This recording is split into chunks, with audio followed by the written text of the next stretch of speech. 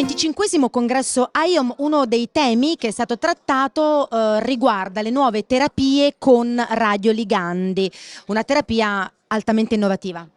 Sì, una terapia altamente innovativa che tra l'altro sta prendendo piede in patologie sempre più frequenti, nel senso che è nata all'inizio l'evidenza e quindi l'impiego clinico nei tumori neuroendocrini, che sono un tumore relativamente raro, ma poi diciamo si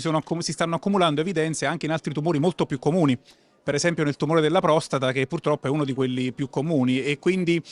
sulla base delle evidenze scientifiche che hanno dimostrato l'efficacia di questa terapia con radioligandi in termini di outcome di malattia, quindi in termini di prolungamento del controllo di malattia, di risposte, in termini anche di qualità di vita, diventa doveroso poi, una volta che questi trattamenti sono disponibili in termini di approvazione da parte delle agenzie regolatorie e poi di linee guida, diventa doveroso discuterle nella pratica clinica per offrire queste opzioni a tutti i pazienti. Qual è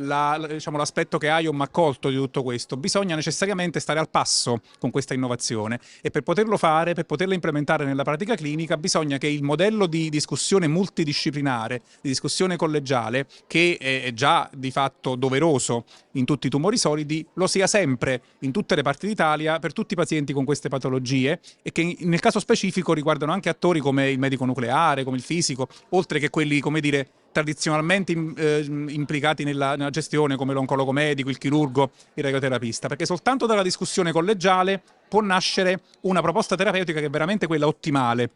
per il singolo paziente. Quindi, indipendentemente dal centro nel quale il paziente viene visto e indipendentemente dallo specialista che lo vede per la prima volta, è importante che il percorso di rete garantisca questa discussione multidisciplinare, e poi, una volta che c'è la proposta terapeutica, garantisca che il centro al quale il paziente è affidato sia quello con tutte le competenze per trattarlo al meglio.